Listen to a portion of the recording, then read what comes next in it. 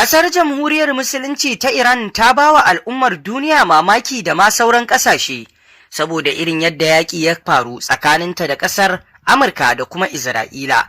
Duka kowa yana fargabar yadda yaƙin zai kasance cikin wuni ɗaya ko kuma wuni biyu za su kawo ƙarshen ƙasar Iran. Sai kuma gashi Iran ita ce ta yi nasara a cikin yaƙin.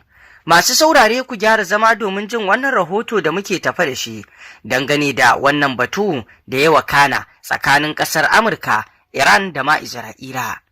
Kamar yadda kuka sani masu saurare, idan kuna bibiyar yadda yakin ya wakana da abubuwan da suka auku, ƙarshe dai cikin kyarma wato Donald Trump da Netanyahu suke, saboda irin yadda yakin ya kasance masu. Ƙarshe dai Donald Trump shi ya zo ya risina ya nemi yin sulhun domin kawo ƙarshen yakin. Shi me ya janyo haka? Duk irin tanadi da ƙasar Amurka ta yi tare da Isra'ila da kuma irin yadda suka so kawo ƙarshen ƙasar nan ta Iran, tsarin shugabancin gaba ɗaya su rushe shi tare da canzawa da wanda suke bukata.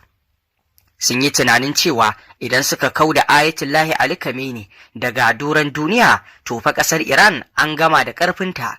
Domin suna ganin wannan mutumi mai shekara 80 da wani abu shine ƙarfin ƙasar, kuma shi ke tsara wa ƙasar duk wani abu da za ta yi. Idan babu shi, to kaga Iran ba ta da wata fasaha, ba ta da wani tsari da za ta iya bi domin ci gaba da dawwama. Sai gashi kuma cikin ikon Allah, Ubangiji ya nuna wa Amurka da Isra'ila cewa wannan tunanin da suke ba shi bane ba. Sun kauda Ayatullahi Ali Khamenei, sun kauda Ali Larijani, sun kauda duk wasu kusoshi da suke tunanin idan suka kauda su shikenan sun gama da Iran. To sai gashi sun kauda waɗannan gaggagaggan mutane guda biyu, amma hakan bai sauya dukkan wani akala ba. A maimakon ma su karya ƙarfin ƙasar Iran, sai ƙarfi da suka ƙara wa ƙasar Jamhuriyar Musulunci ta Iran. Wannan shi ya nuna wa duniya cewa ƙasar Iran tabbas ƙasa ce wadda take jajirtacciya. Kuma batun da ake a kanta ya tabbata na idan ta sa ƙafa a fagen daga, to fa ba ta ja da baya. A tunanin da al'umma ke yi na duniya baki ɗaya, irin yadda ƙasar Jamhuriyar Musulunci ta Iran take, da irin matsayin da ƙasar Amurka da Isra'ila suke, babu yanda za a yi wata ƙasa ta tunkare su ta wanye lafiya. Ballantana ma ana kallon ƙasar Iran ba wata ƙasa ce mai girman da take da wato ƙarfin da za ta tunkari waɗannan ƙasashe ta sha ba. Kuma haka zalika, kafin fara yakin, ƙasar Amurka da Isra'ila sun tare makaman yaƙi sosai da sosai. Makaman yaƙin da ake ganin za su iya ma firgita ƙasar Iran ta yi saranda tun kafin ma shiga yaƙin. Amma kuma kullum ƙara tunkaro Iran suke, suna girke makamai iri-iri masu ƙarfi. Amma hakan bai tsorata ƙasar Jamhuriyar Musulunci ba, bai sa Jamhuriyar Musulunci ta yi gizo ba. Haka Jamhuriyar Musulunci ta tsaya kan bigiranta. Har sai da wannan ƙasashe na Amurka da Isra'ila suka yi haɗin gwiwar wani hari, suka kawo hari cikin ƙasar ta Iran.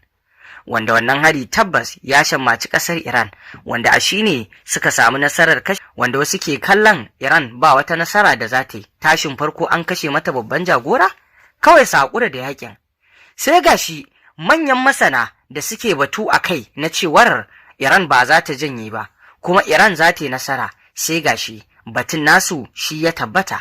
Iran a yanzu cikin yakin dai ƙarshe sun zo sun nemi sulhu da kansu ƙasar Amurka, inda babu shakka ake neman a cimma yarjejeniyar ma da za a dakatar da yakin baki ɗaya.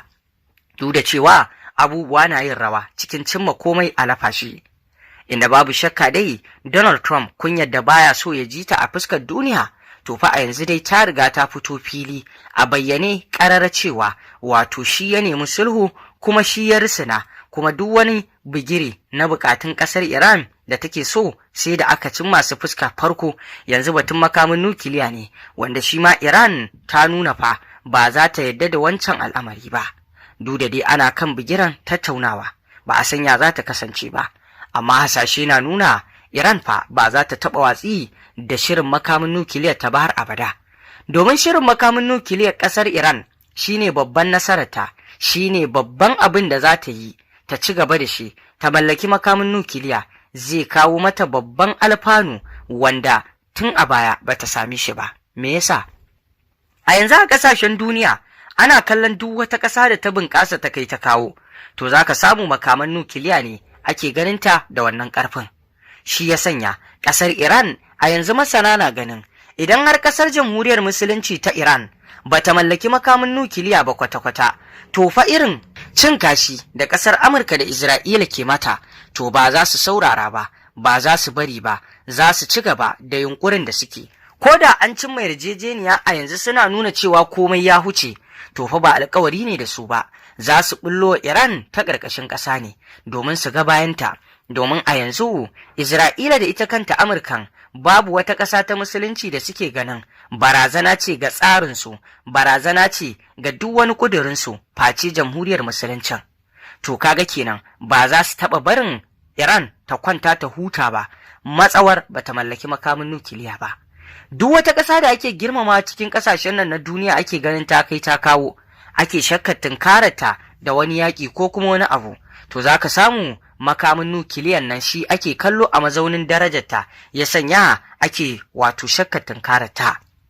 Duk ƙasar da take da makamin nukiliya ta huce sahun ƙasashen da ake rainawa. To kaga a yanzu Iran idan ta mallaki wannan makami, ta fita daga sahun ƙasashen da za a raina ta. Kuma sannan sun san idan har Iran ta mallaki makamin nukiliya, to fa ko da wasa suka tunkare ta da wani abu, to fa Iran za ta iya harba shi. Kuma haka zalika musamman ƙasar nan ta Isra'ila tana ganin babbar barazanar a kanta take, saboda ita ta san irin abubuwan da ta shuka wa ƙasar nan ta Iran, kuma sun san irin yadda wato Isra'ila ke yunkurin kutso kai domin kawo ƙarshen Iran da duk wasu mabiyanta, kama daga ƙasashen musulunci da duk wani irin tugu da ake shiryawa. Isra'ila ce akan gaba, wanda Iran ta riga ta san da wannan. Ga kuma irin abubuwan da suka yi wa Gaza, wannan ma Iran ba za ta bar shi ba. To kaga kenan idan har Iran ta mallaki wannan makami, Isra'ila da Amurka ba za su ƙara wani katabus ba, ba za su ƙara wani motsin da za su yi shi domin su cizgunawa ƙasar da za ta janyo masu babbar illa ba. Ƙasar Iran dai a yanzu cikin wannan yaƙi nasara ta ce, domin an so a rusa gwamnatin ƙasar Iran, a ɗora sabuwar gwamnati wadda Amurka da Isra'ila suke so, wadda suka aminta da ita.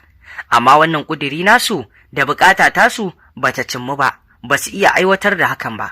Haka zalika duk wasu manyan jagorori sun so kashe su, a ƙarshe dai ba su cimma kashe su duka ba, duk da dai sun kashe babban jagoran addini na ƙasar Ayatollah Ali Khamenei, wanda mutuwarsa tabbas ta girgiza mutane sosai ma. Akwai waɗanda suke da yaƙini akan ƙasar Iran, amma yaƙininsu sai ya ragu, amma daga bisani suka gane cewar a'a fa yanzu aka fara kashe shi, ba shine ƙarshen yaƙi ba. To masu saurare, ƙarshen batun kenan. Me za ku ce kan wannan batu da ake yi? Shin Iran ɗin ce kun yarda ita ta yi nasara cikin yaƙin nan? Shin Iran kuna ganin za ta watsar da shirin makamin nukiliyar ta kuwa? Muna so mu ji ra'ayinku kan haka, mun gode.